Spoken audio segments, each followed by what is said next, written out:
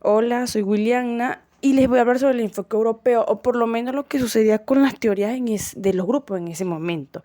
En los años 70, los investigadores se mostraban menos optimistas, ya que consideraban que no había avance de innovación sobre los grupos, señalando así que había ausencia de nuevos enfoques teóricos y esto generaba caos de datos empíricos porque, como ya lo dije, estas teorías que existían en ese entonces no estaban dándole las aportaciones necesarias a los grupos como para decir hay nuevos enfoques, hay nuevas teorías que nos explique los grupos como tal. Según autores como Elreich, Backeman y Cherwis, plantea que se puede manejar algunos indicios de cambios en cuanto a las investigaciones de los grupos, por ejemplo, utilización de los grupos naturales y menor presencia de estudios experimentales y que haya más interacción entre el individuo y la situación, de manera que la investigación de los grupos sea algo más natural y sea más directa en cuanto a los grupos y más directa hacia los grupos, pues.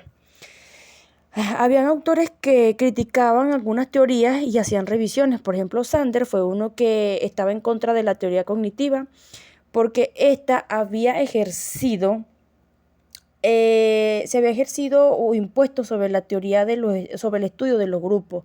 Sander reitera que había ausencia de teorías integradoras y había un dominio de la investigación de laboratorio. Entonces, bueno, se pueden hacer investigación de laboratorio, pero que las teorías o los estudios integradores existieran o persistieran más para explicar de una manera más natural lo que eran los grupos. Por otra parte, se habla de mareas altas de la vanguardia en el estudio de los grupos. Esto eran como una lluvia de teorías que existían en ese entonces, pero hubo una tragedia en la Segunda Guerra Mundial que había en Europa que hizo que todas estas teorías como que se pararan o se desvanecieran. Pero luego de que termina esta guerra, esta tragedia, llegan nuevos estudios en cuanto a los grupos. Entonces, estas investigaciones regresan para darle un nuevo impulso al estudio de grupos en la corriente norteamericana. ¿Y qué pasa? El impacto de la psicología social europea trae nuevas teorías, nuevos modelos centrados en los grupos, que fue un apoyo revolucionario y un aporte en cuanto a la investigación grupal. Ok, hubo un estancamiento, pero luego vienen estas teorías con más poder que ayudan a la impulsación del estudio de los grupos. Eso es todo. Gracias.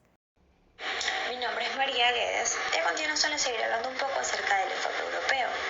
El impacto de la psicología social europea y en particular de las nuevas teorías y modelos centrados en el estudio de los grupos constituyeron un poderoso revulsivo para la investigación grupal.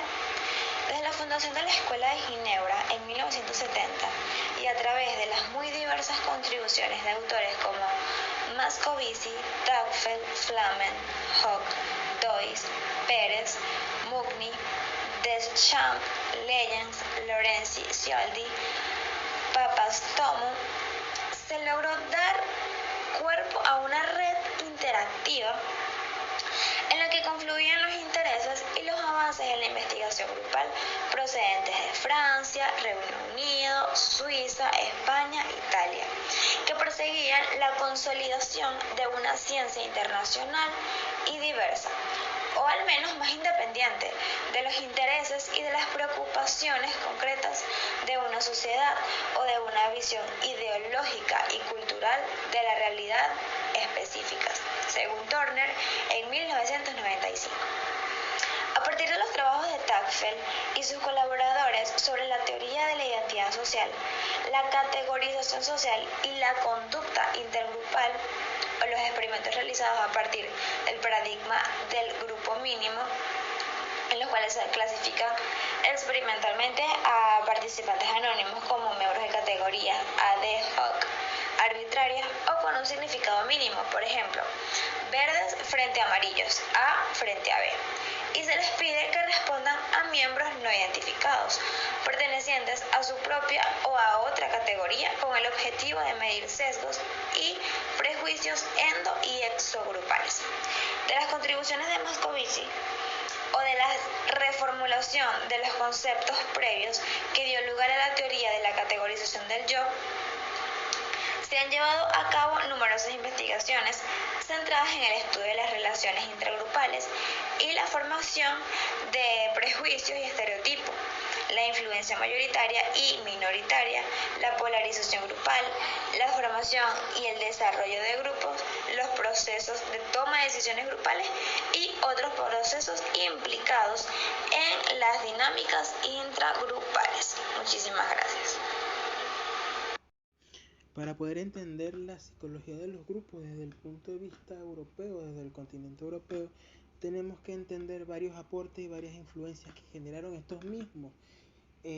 A pesar de que los criticaron, estos psicólogos sociales marcaron una tendencia y a su vez una mejora sobre lo que eran los estudios de los grupos, llevándolo a profundizar y a mejorar estos estudios. Podemos conseguir como aportes importantes que se empieza a globalizar la terminología de los grupos desde un punto de vista más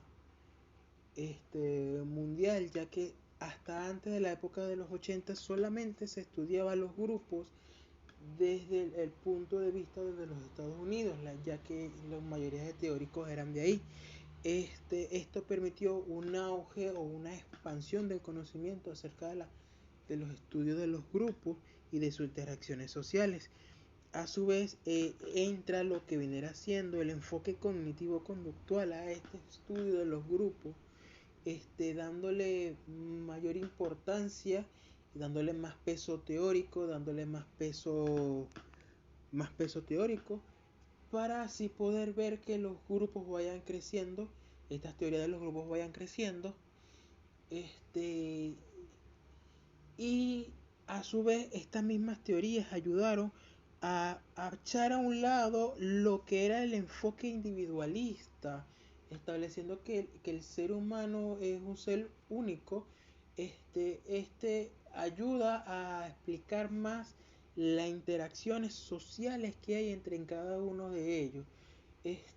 Los aportes importantes que tenemos de estos psicólogos europeos es tanto la expansión de la psicología de los grupos como esos estudios basados en experimentos, en estudios realizados en la época de los 80 que ayudaron al crecimiento de esta disciplina, esta área que es la psicología de los grupos.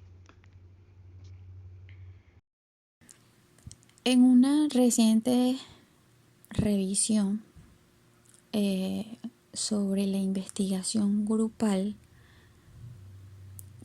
fue publicada en el año 1975 y 1993 aproximadamente, donde los autores de esta investigación constatan el crecimiento y el resurgimiento, sobre todo a partir de los años de la década de los 80, del interés por los grupos. Es decir, que esto favorecía fundamentalmente por el efecto que hubo, que fue causado por los enfoques teóricos europeos y también derivados desde la perspectiva de la cognición social.